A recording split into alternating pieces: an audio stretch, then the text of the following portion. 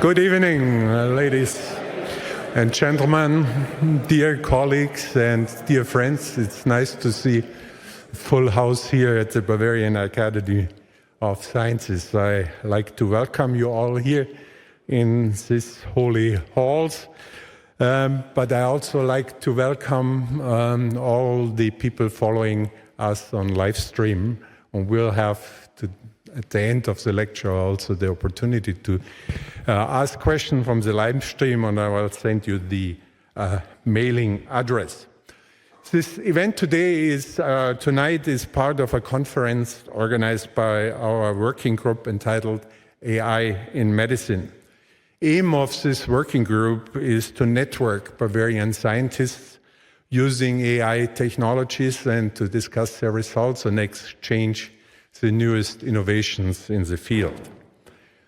The topic of tonight's keynote lecture is the future impact of artificial intelligence on the way we practice medicine, not only research, so how we practice medicine.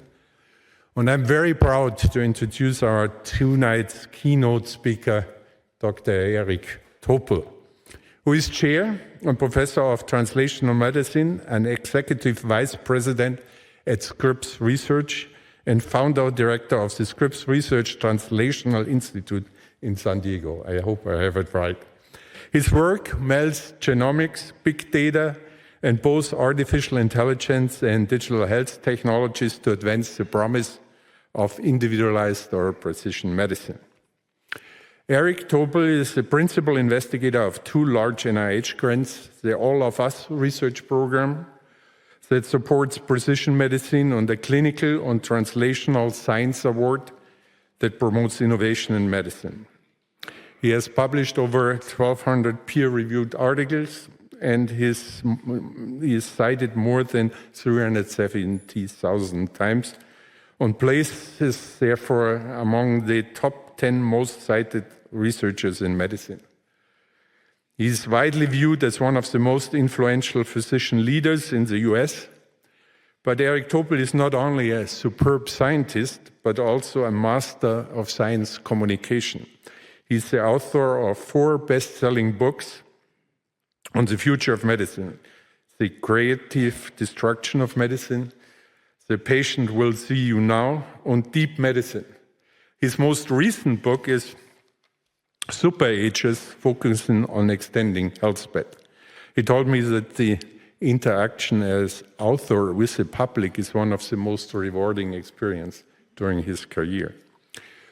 Eric Topol earned his medical degree from the University of Rochester, and after training at the University of California, San Francisco, and Johns Hopkins University, went to the University of Michigan, where he became a tenured professor. I had the privilege to work with him at the University of Michigan in the Department of Internal Medicine. At that time, he organized large clinical trials to document the effect of reperfusion therapy in acute myocardial infarction. During our time of intensive collaboration, we and our families became friends, close friends, and therefore I thank you very much honoring this friendship coming to Munich. Subsequently, as chief of cardiovascular medicine at Cleveland Clinic, Eric Topol founded the Lerner College of Medicine and led the organization to become the #1 center for heart care in the US. He was elected to the National Academy of Medicine in 2004. 3 years later, he founded Scripps Research Translational Institute. Besides all his research activities and activities as an author, he is still active clinically as a cardiologist in San Diego. Dear Eric, thank you very much for coming to Munich, despite your very busy schedule, and sharing with you all your vision about the future of medicine, especially using artificial intelligence. One last comment, we will have time for discussion after Dr. Topol starts. For those who are on the live stream, please send your questions to moderation@brdw.de. Eric, now I invite you to the stage and give us the presentation. Eric. Thank you.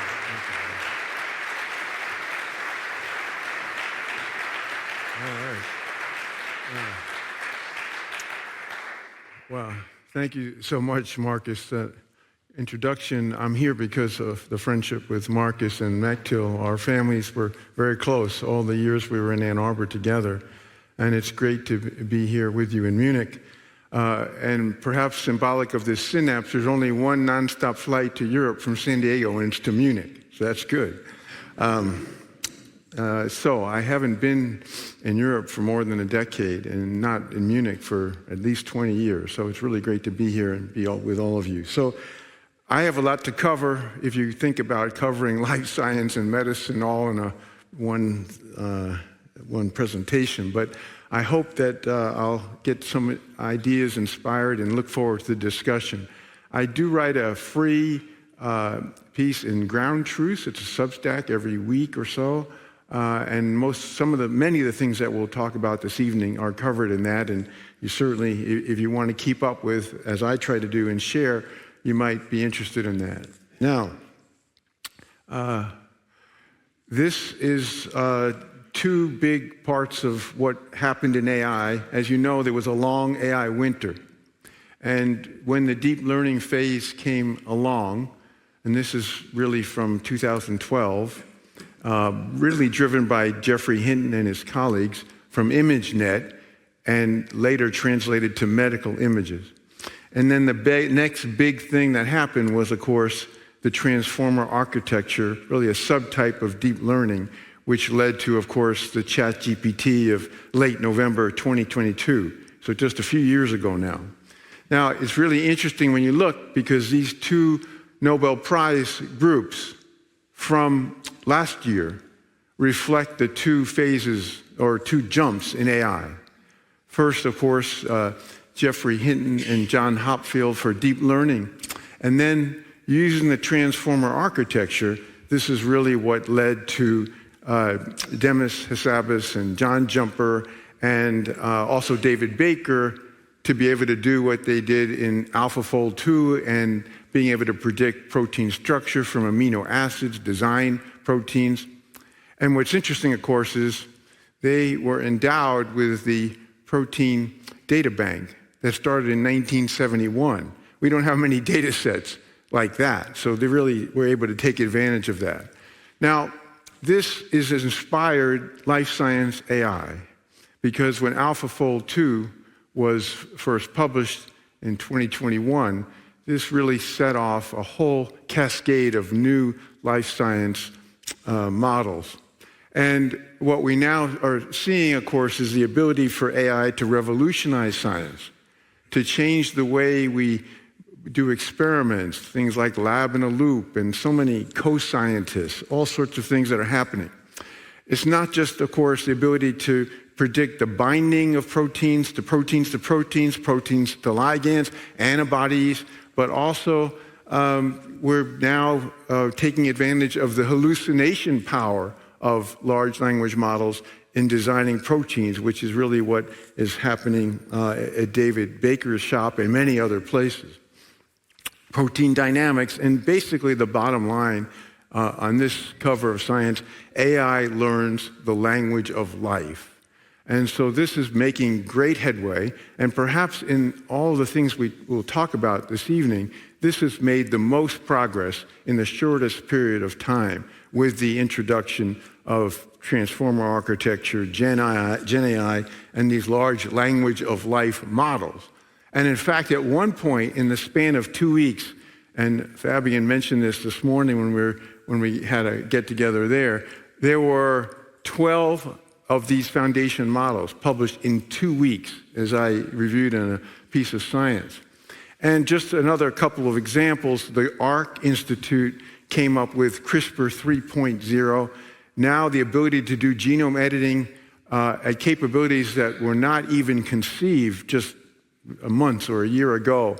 And this has even led to, at least in vitro, the ability for the first time to correct the very complex repeats of Friedreich's ataxia. So we're seeing a digital biology, a programmable biology, that is somewhat of a coalescence of engineering and life science. And this leads to this holy grail of the virtual cell. And of course, this included folks from here in Munich, where the group was gathered by Chan Zuckerberg and Stephen Quake. And what's interesting is among these 48 authors, many of them were skeptics that there would never be a virtual cell, which of course you can do so much to predict biology once you have this. And they were all converts that signed on to the paper that this is the future. Now, agentic science, or agentic AI, is also propelling life science forward. This is a paper from James Zhao from Stanford, and it's the first major advance that was led by agentic AI in life science that I'm aware of. And this was a very interesting study where they had several agents, a PI, an immunologist domain, a machine learning, computational biology, and a critic. And basically, the one oversight human researcher led these agents to have their own autonomous lab meetings, and the mission was to design nanobodies that would not be resistant to various strains of SARS-CoV-2. And once they came up with the design of two high likelihood nanobodies, then they tested in the labs of Stanford, and indeed they really work. So this is a great example of what agentic AI can do, just the beginning of where all this is headed. So just to pull this together, we're talking about every component of life science we're learning about through these large language models. And that takes me to another big step in this field, that spatial omics is really a very hot area in life science. It relies on this ability to deal with just massive data sets, often single cell, single nuclei sequencing of multi-omic layers of that data. And this is really giving us new insights about mechanisms of disease that had never been possible. And indeed, Matthias Mann and his group, and it's wonderful to see Matthias here in person, they did a breakthrough. I consider that one of the most important jumps.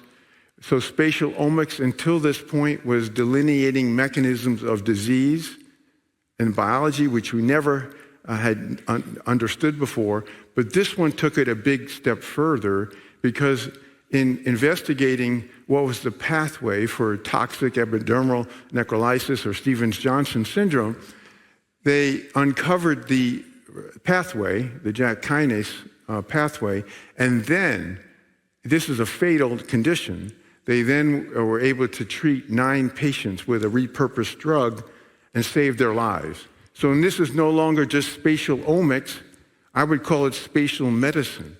And I think many of us had not envisioned that spatial omics would have this rapid ability to even save lives.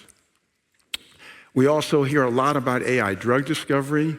It's been especially big in antimicrobial resistance, but this is an example of a very accelerated program for dealing with fibrosis, and it looks very promising, and it's happened very quickly now in phase 3. There are many of these programs that are percolating along, and so we will see AI drug discovery. So to sum up, on the life science side, tremendous points of progress. We've got CRISPR-3 genome editing, which makes the CRISPR that's approved for sickle cell and beta thalassemia look very primitive, what you can do today with genome editing. We're seeing rapid jumps in AI and drug discovery. We're seeing lives saved. Agentic science is really just beginning, but it has tremendous potential, and we may even get to, over the years ahead, by bringing all this together, to the virtual cell. Now we're going to switch to medicine. Now, it's interesting. Many of the leaders of AI are concerned, some even might be qualified as doomsayers, about the existential threat of AI. But if you talk to them all, the ones I've spoken to, they all believe that this area of medicine and healthcare is the sweet spot of AI, where the hazard is the lowest and the gains are the highest. So these are a couple of quotes from Jeffrey Hinton. I always pivot to medicine as an example of all the good AI can do, and from Demis, I've long felt that improving human health is the most important thing we can do with AI. That's where we are in terms of framing the opportunity. Now let's get into medicine as far as what is happening in this space. I want to divide it into 3 areas. First is accuracy. There's a great opportunity to promote better accuracy in medicine. Then we'll talk briefly about the humanistic side. And finally, what I think is the most overarching, impressive opportunity of medical AI is for prevention of diseases. So we have used this term, precision medicine, for decades. This is a terrible term. If you keep making the same mistake over and over again, it's extremely precise. We need accuracy in medicine, okay? And we don't ever hear that term. Now, what's interesting about the accuracy in medicine, as the medical community doesn't like to fess up about how inaccurate it is. In the US, we know there are more than 12 million serious diagnostic errors per year. 12 million. And Johns Hopkins has extrapolated from all the data that we are leaving 800,000 Americans either significantly disabled or dead from serious diagnostic errors. So anybody who thinks that AI could make an error, it's hard to be worse than this, okay? Now, what's fascinating is that machine eyes, some will call it digital eyes, some will call it superhuman eyes. No one would have forecasted where this is headed. And this is all deep learning, doesn't even invoke these large language models. So we went quickly from the ability to pick up a pulmonary nodule from supervised learning of 100,000 chest x-rays that the radiology missed that proved to be cancerous to the largest randomized trial of AI in medicine, which is from Sweden. 100,000 women underwent mammography either with the AI and the radiologist or just the radiologist. And what happened is that there was a 29% higher detection rate of AI for cancer, and that some 24% were important cancers detected, that the AI boosted that rate, and it wasn't with more false positives or callbacks. This is a really impressive advance, perhaps in medicine, the best proven advance with mammography. Similarly, the other area studied the most to date for accuracy is colonoscopy. And there have been amazingly, and that's machine vision during the endoscopy, 44 randomized trials. And they all show almost the same thing as with the mammogram, a 22% enhanced detection with machine or digital vision during the endoscopy with AI. Also, we're seeing that patients are empowered by having deep learning algorithms that can pick up. Many of you have a smartwatch that can pick up atrial fibrillation, for example, the first FDA-approved deep learning algorithm for consumers, skin lesions and rashes, urinary tract infections for an AI kit that can be obtained at a pharmacy, ear infections in children, and even in grocery stores in the US, the ability to screen for diabetic retinopathy, where half of diabetics in their whole lifetime never get screened for this condition. In addition to all of this, you can put your labs now into these large language models and get a deeper analysis, even lab results in the normal range that are usually dismissed by the clinician and even the patient, but AI can pick up important trends. Now, let me get to, I think, the most stunning example of superhuman eyes, which is the retina photo. The retina photo has so much embedded information that we are not using. And this is only a partial list. It started back in 2018 when investigators at Google demonstrated that it could detect the control of blood pressure and glucose just from the retinal photo. And then it went on to predict a person getting kidney disease who didn't have kidney disease from their eye grounds. And this goes on to liver and gallbladder disease in people who didn't have these diseases. The heart calcium score, you don't even need to do a CT of the chest. You can just get it from the retina. It's just as accurate. Alzheimer's disease, 5 to 7 years before there's any mild cognitive impairment. Then you get to kidney biopsy of a diabetic. You don't have to do the biopsy. You can just get it from the information from the retina. Predicting heart attacks and stroke in people who've never had these. Hyperlipidemia without having the lab value. Parkinson's disease, again, up to 7 years before there are any symptoms of Parkinson's. This list continues to get the biological age of the person, predicting silent brain injury, and also subclinical. That is, atherosclerosis that doesn't have a significant flow-limiting narrowing. This is really pretty remarkable. I think, and what is even more remarkable is that the group at Moorfields, and we were able to collaborate, they did all these things with one foundation model. So instead of all those different separate studies, basically all this now can be done. And this is really something you would envision in the future. We all could do medical selfies of our retina and get all this information. That's what this could culminate to in the times ahead. The electrocardiogram is similarly rich, but I have been reading cardiograms for decades, and I enjoy doing it, but I feel completely ignorant compared to what AI can do. So, for example, it can tell accurately the age and sex from the cardiogram, the ejection fraction, making many difficult diagnoses, the hemoglobin to the decimal point from the cardiogram. Who would have predicted these things, like predicting a person who would get atrial fibrillation who's in normal sinus rhythm at the time that the cardiogram is obtained?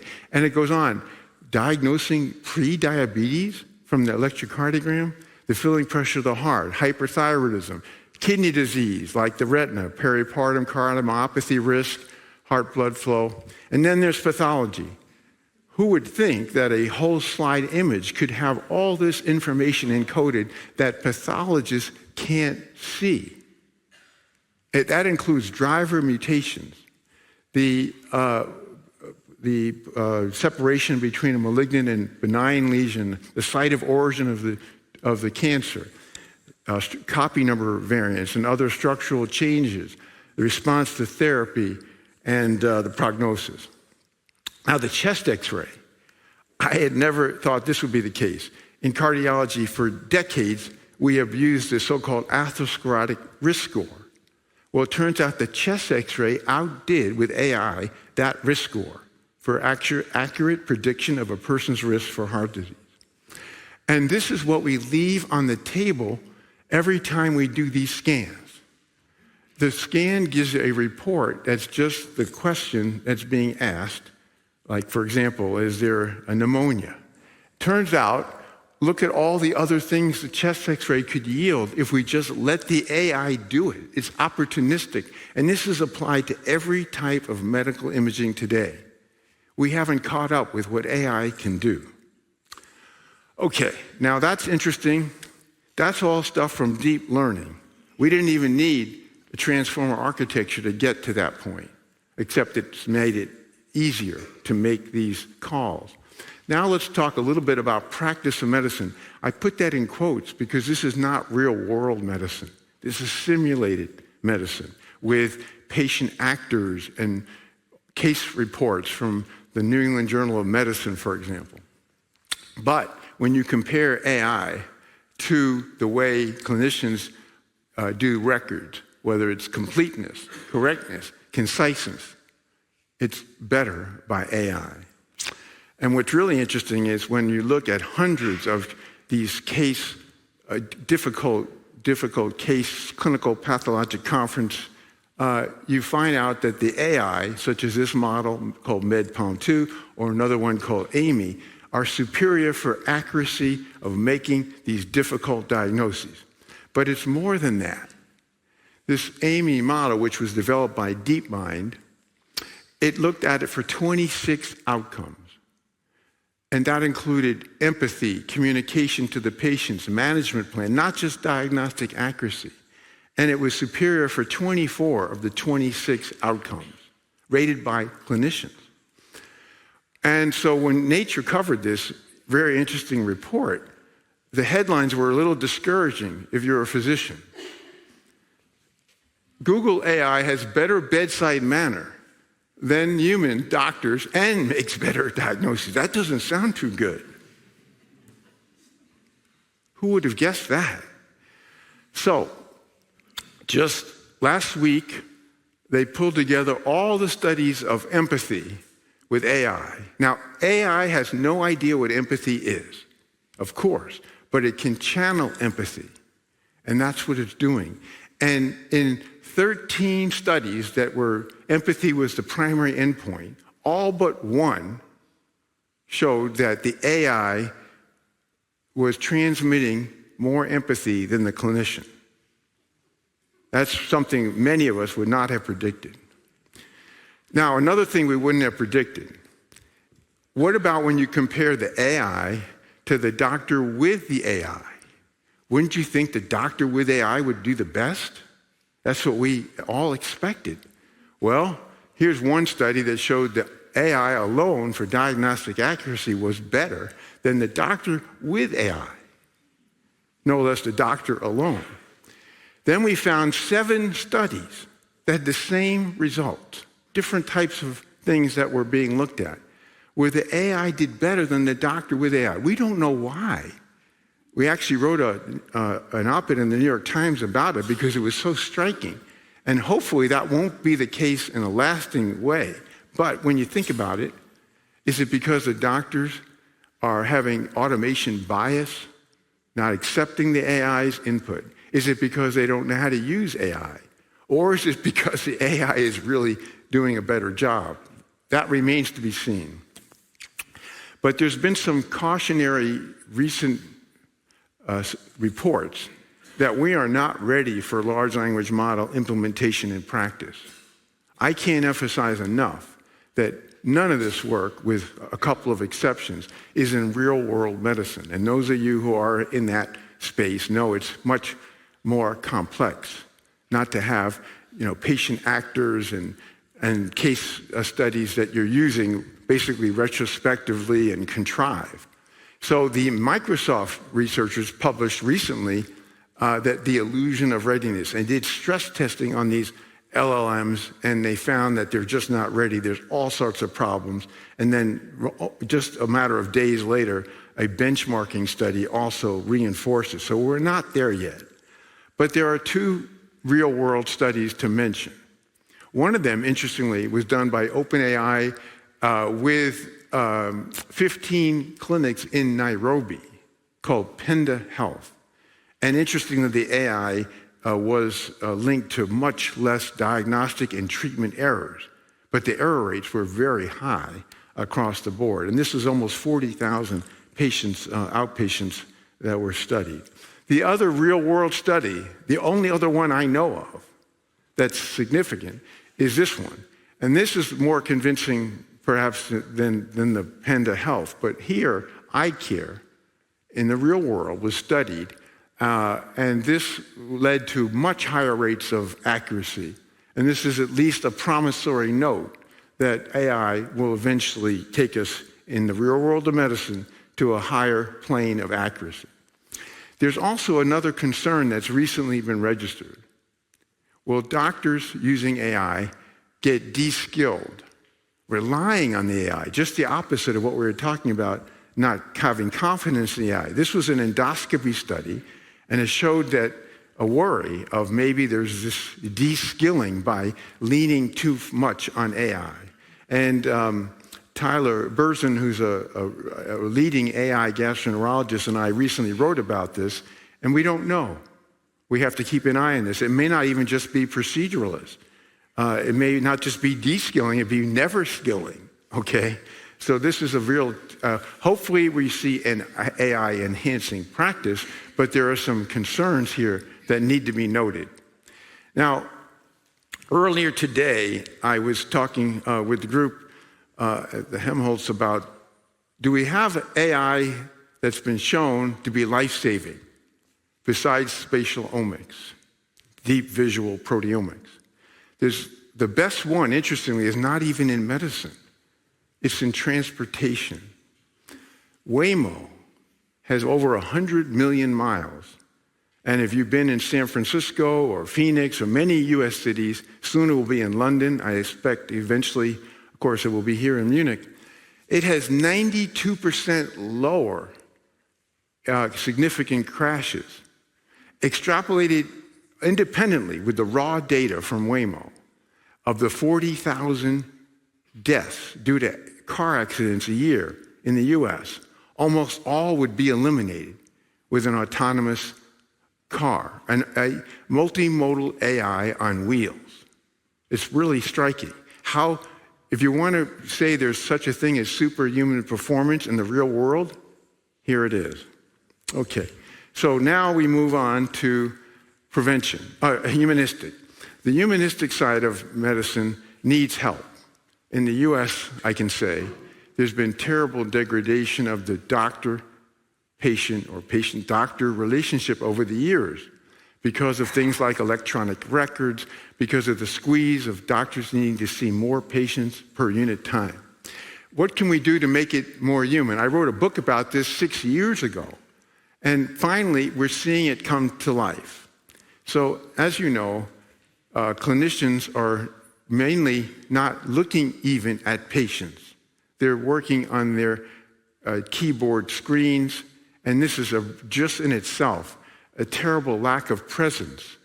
It's a terrible depersonalization.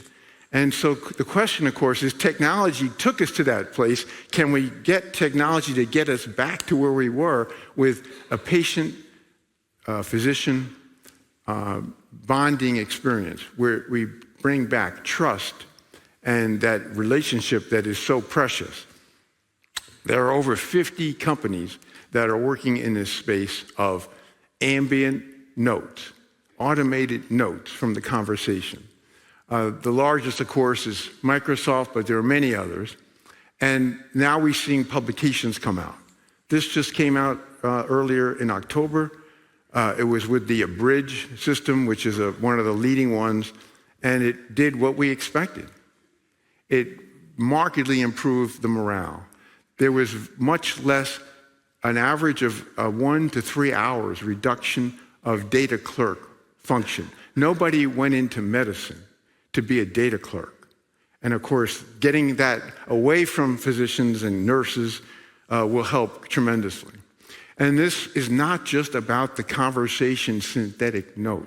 That synthetic note, which is now available to the patient with audio links to clear up confusion, to clear up lack of memory of what was discussed, but it also leads to all these things like the transcript of setting up follow-up appointments, labs, scans, procedures in the U.S., insurance pre-authorizations, nudging the patient about things that were discussed in subsequent days, all the billing and everything, all done from an automated note. That's a better note than what we've ever had in these records.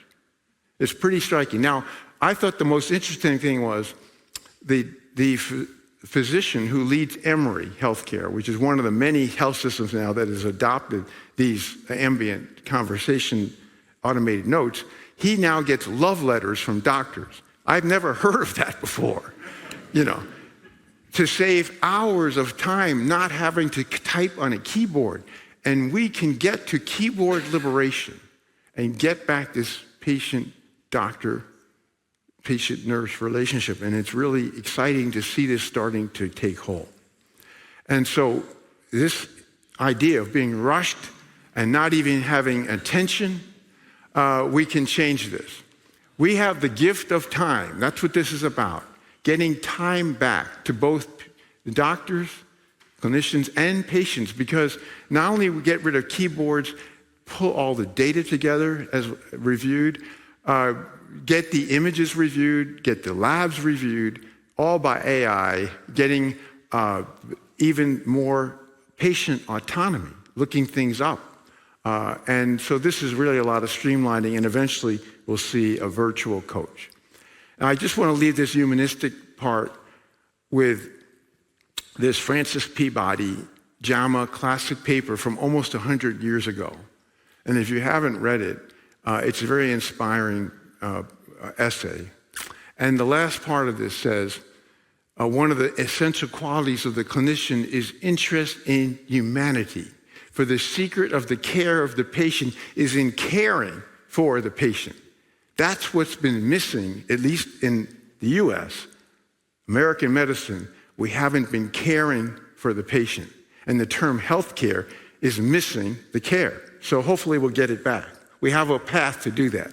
Now, the thing I'm most excited about, and what I would submit to you, and I'm sure there'll be many who will refute this, but that the most exciting thing we can do with AI is prevent diseases. I mean primary prevention. We don't do that in medicine. We talk big about that for decades, and we've never really done it, with few exceptions. And that's what I want to submit to you today, to leave you with that we can do this. So I wrote a book, this came out in May, called Super Agers, and Lee Rusal is a patient of mine who I presented on the very first page of the book and refer back to many times. She's 98 years old, and she's totally intact. She's an oil painter. She has gallery exhibits of her work. She has a social network with friends playing Rummy Cube. I mean, she is quite a formidable, intelligent, highly cognitively intact woman. Now, the question is, what explains her healthy aging? Now, you'd say, oh, well, it must be running in her family, right? Here's her family. Her mother died at 59, her father died at 64, and her brothers died in 43 and 75. That is not exactly a heritable pattern. Now, we were surprised. We did a study we called the Welderly. I actually wanted to call the book the Welderly, but the publisher said no one will know what that is, so we never got there. But the Welderly study, we did 1,400 people like Lee Rusal. Never been sick, no medications, age average 89, up to 102. We did whole genome sequencing in this 1,400 people. We found very little that in the genomes that could account for such extraordinary healthy aging. On the other hand, when we compared to the elderly, which is most people 65 and over, they have at least one of these chronic age-related diseases, if not multiple. And that's what we have now, are the elderly once they hit 65. We need to flip this, and I think we can. The oldest living human as of last summer was a woman named Maria Morera from Spain. And she was 117 when she died. And she said to the doctors who were caring for her, study me, please study me. She thought that she lived to 117 because she had 3 yogurts a day. But at least she wanted to be studied to understand what accounted for this. She is the most studied supercentenarian in history. She had everything you could do of deep analysis, phenotyping. What was accounted as published in this paper for her extreme healthy aging? And it was, if you look carefully at the data, the immune system. Every study now points the immune system as a principal driver of healthy aging. And of course that interacts with the gut microbiome, but this is really pretty striking. Now, on the other hand, we have so much misinformation about healthy aging out there. We have these bogus supplements that are being marketed by magazines, and we have this, putative end of aging. We have, living to 120, old age is over. These are ridiculous. But people believe it. That's what's amazing. They believe this. And what I would submit to you is we do have some great science of aging, not like longevity clinics, not like anti-aging supplements that have no data. We have really great data in rodents that you could maybe reverse aging. That's exciting. Maybe we'll get there someday, but that's a long ways off. On the other hand, we can prevent age-related diseases. That's a safe bet. I'm going to take you through how we can do that, and this, I would submit to you, is the most important thing we can do right now because we have these different advances that make this possible. So let's accept that we age, but not succumb to have these major diseases, cardiovascular, neurodegenerative, and cancer. So these are some of the incredible interventions that are being looked at, like epigenetic cellular reprogramming and senolytics and many others, that hopefully one of these, if not more than one, will eventually work in people. But now we have no data for any of them that do reverse aging. But what we have are metrics that we never had before of aging in humans, which makes this possible. So, you know, of course, about methylation and body-wide aging, different clocks. It could be transcriptomic, it could be any of the omic layers. But what I think is even much more important than that is organ aging, particularly proteomic organ aging. This is work by Tony Wiss-Corey and colleagues at Stanford. It was the cover of Nature back at the end of 2023. And now it's been corroborated by 4 different groups.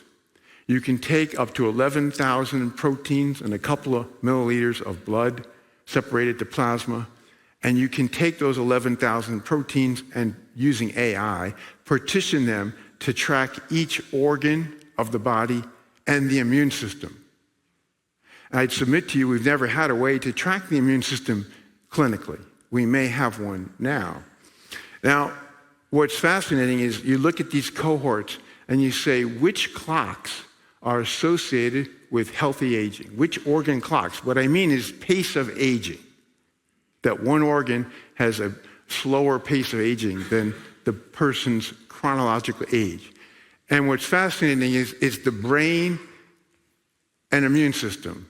They are the two the organ and system that together are associated with the best healthy aging and lifespan. And so, interestingly, this immune story keeps popping up as a key determinant of healthy aging. And so, the naked mole rat, not a very pretty looking animal, this is a fascinating creature because a naked mole rat can live up to 39 years as compared to 4 or 5 years for a mouse or a rat. And what's fascinating about the naked mole rat is if you dissect the naked mole rat at age 35, 39, all the organs are youthful. And we never knew why that was the case until a report just came out to unravel this. And what was fascinating about the naked mole rat is that the C-gas sting system leans a whole other way, not just to DNA repair, but to type 1 interferon production. So it has enhanced immunity. These animals live underground. They rarely surface. And they hardly ever die unless they beat each other up. It's really interesting. So they're not exactly humanoid, of course. But it's really, again, reinforcing from probably a legendary model organism, some people call it a supermodel, that it's the immune system, again, at work. Now, the 2 major forces of deterioration with age that account for these diseases in a large respect are immunosenescence, losing our protection of our immune system, or having dysregulation, and then inflammaging, which is untoward inflammation, often, of course, precipitated by immunosenescence. Now, lifestyle factors play a big role. If you adopt all the lifestyle factors we know of, at age 50, you get 7 to 10 years more of healthy aging by every study that's been looked at. So just lifestyle can help. But it's not just exercise and keep optimal weight and great sleep health and lack of environmental toxins. There's no shortage of those. It keeping up with vaccines. But another area that seems promising, of course, is this whole GLP-1 family of drugs. I've had a chance over the last couple of days talking to Matthias Schaap about that. It's such an exciting area, and every week or so we keep seeing more unanticipated advances from this field, which I think is still in its early phases. Now, with that background, we are starting the first prevention of Alzheimer's trial. You say, well, why would we do that? No one's ever done a prevention of Alzheimer's trial. In fact, people didn't even want to know if they had a risk because there was nothing you could do about it. Well, we've long known about the amyloid and tau misfolded proteins accumulating in the brain. This is the most feared age-related disease, more than the others combined by some reports, and it's obviously on a big rise, as you see, projected here for the next 10 and 20 years. Interesting, ApoE4. 1 out of 4 of us are ApoE4 carriers. It's exceptionally common. I'm an ApoE4 carrier. Many of you may know that you are as well. This was discovered in the 90s at Duke University, and we never really knew why people who are ApoE4 were at such increased risk for developing Alzheimer's. Then came this study published in the summer. Guess what? The immune system. The immune system is dysregulated when a person has ApoE4. This was looked at in over 1,000 individuals and also in over 1,000 or 1,300 cerebrospinal samples. So it keeps coming back to the immune system. Now, what's fascinating about Alzheimer's, just like cardiovascular and most cancers, is it takes 20 years incubating in the body. That's a long time. You'd think we could be smart enough to get ahead of it when you have 20 years. This is the plot of what's happening in the brain in that preclinical phase, even before mild cognitive impairment. Then there's more time to get to symptomatic Alzheimer's. The breakthrough in this field, which I would submit to you as the biggest breakthrough in neuroscience in decades, were these neuromarkers, particularly p-tau 217, on the tau protein at the 217 site residue. This is incredible because the level of p-tau 217 can predict the course over 15 to 20 years ahead of when a person is manifesting mild cognitive impairment. And so now we have a test that not only can make the diagnosis of Alzheimer's specific for Alzheimer's to give us the timing of Alzheimer's, but also it's modifiable. And so, by the way, this is comparing p-tau with every other marker we've had, whether it's in blood or whether it's in cerebrospinal fluid. It is the best that we have. Now, earlier this year, there was a study, a small study, was very provocative, that they took people who were high risk for Alzheimer's, which had high p-tau 217, p-tau 181, and other neuromarkers, and they put them on a lifestyle improvement program. And every one of them had a substantial, like this woman, substantial improvement, 40-some% reduction in p-tau 217, 75% reduction in this case of 181. And so this is really exciting that lifestyle alone can make a big difference in deferring the disease, maybe not preventing it. The other thing that's striking is the shingles vaccine. The shingles vaccine, there are 3 large natural experiments in 3 countries, in Wales, in the US, and Australia. There are 2 more soon to be published. We'll have 5 natural experiments, which are really better than randomized trials, to show that the people who got the shingles vaccine had 20 to 25% reduction of Alzheimer's. That's not working through herpes zoster specifically. That's what we would have to believe is amping up the immune system. So, this is something that was unanticipated. This would be considered a blockbuster drug if you could reduce Alzheimer's and dementia by 20 to 25%. So this is the template for preventing Alzheimer's. It will require more than just lifestyle. We'll study things like GLP-1 family drugs, supplements like lithium orotate that has promise, recent paper in Nature, and many other things that we can look at and hopefully get ahead of this disease for the first time. Cancer is similar. There was a very, I think, interesting cover of economists, they're winning the war. I'm not so sure about that yet, but we might in the future. And then in the US, we have this problem. The war has been canceled, at least from the current administration, drastic cut of research support. But perhaps you don't know this, but one example of how we can prevent cancer is mammograms. 2 companies have FDA approved with really impressive data sets.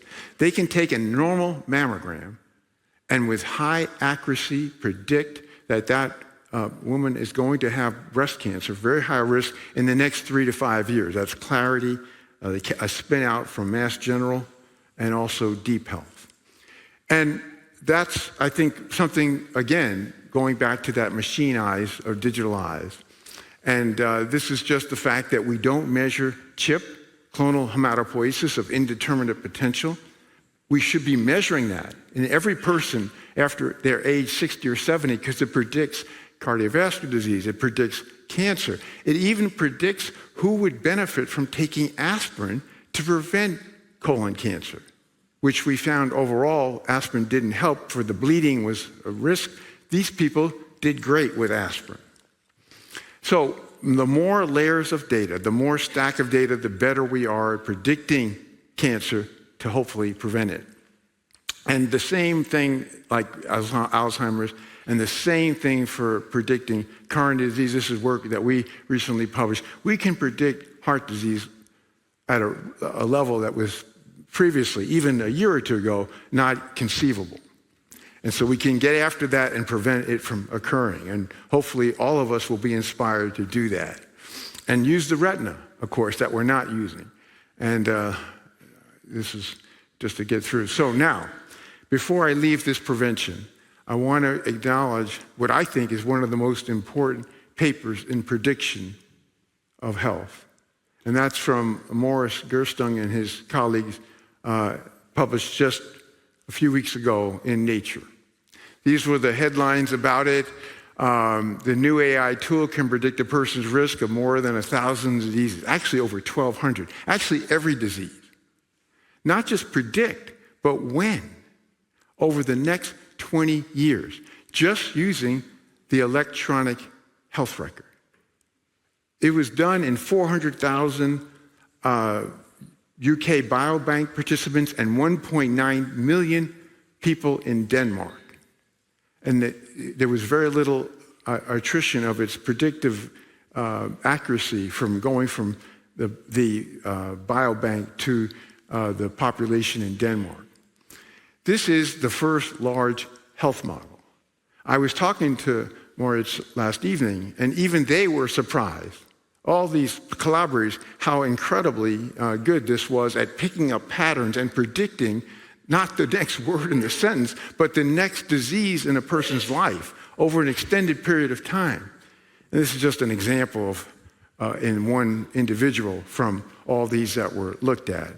And so this is really an exciting work that I think we need to build on, because what about when we add the other layers of data, the metrics of aging, like proteomics, the genomics, and on and on.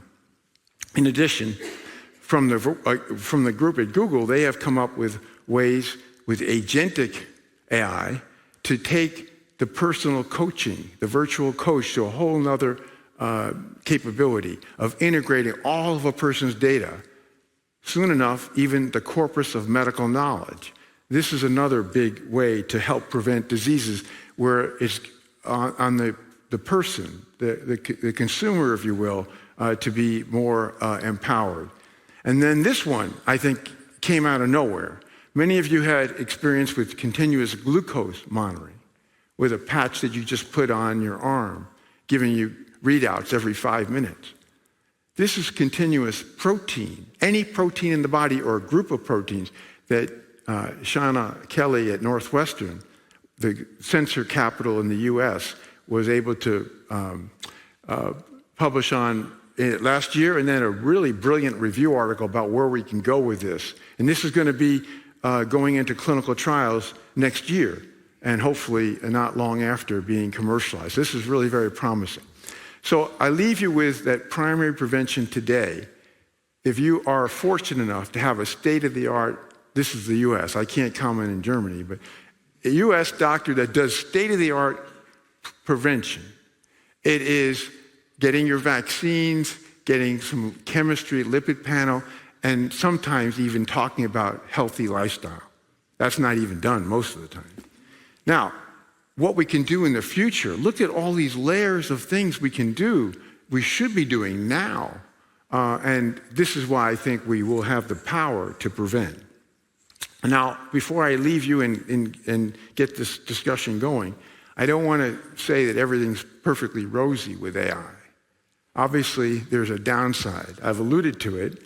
In the US, there's many things, principally things like reimbursement, resistance to change, the lack of compelling evidence in real-world medicine, things that are legitimate that are holding us back. And hopefully we'll get through that. One of the things that keeps coming up is, oh, well, this AI is only going to be for the affluent and the high-income countries. It won't help the people in the rest of the world. There's too many studies now that have shown that that's not necessarily the case. If you deliberately go after the use of AI in underrepresented individuals or low-income countries, you can see great results. That takes the will, that takes effort. And many of these problems with AI can be solved by a very deliberate efforts. So I just leave you with this. That is, I'm hoping, despite some of the early evidence, that we can evolve and embrace AI in medicine, as we are seeing already in life science, which is a little bit easier to see through. And hopefully, we will not even talk about AI someday in medicine, because it'll just be embedded, it'll make us more accurate, it'll promote the humanistic qualities, and eventually get us to the most far-reaching goal, which is to prevent diseases. And this is just a group of the people I get to work with closely in our funding sources. Thanks so much for having me. Thank you.